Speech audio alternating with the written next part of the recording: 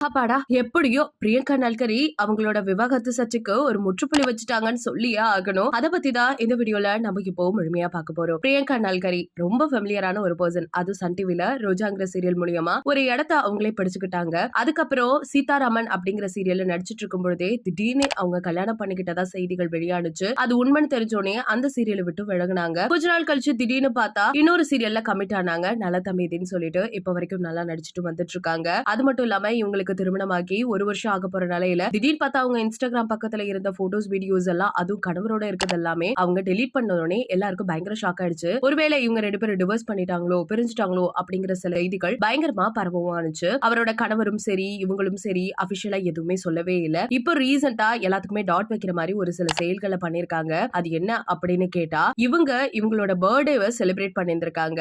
அப்ப அவங்க கணவரோட சேர்த்து எடுத்த போட்டோஸ் வீடியோஸ் எல்லாத்தையுமே அவங்களோட சோஷியல் மீடியா பக்கத்துல ஷேரும் பண்ணிட்டு இருக்காங்க.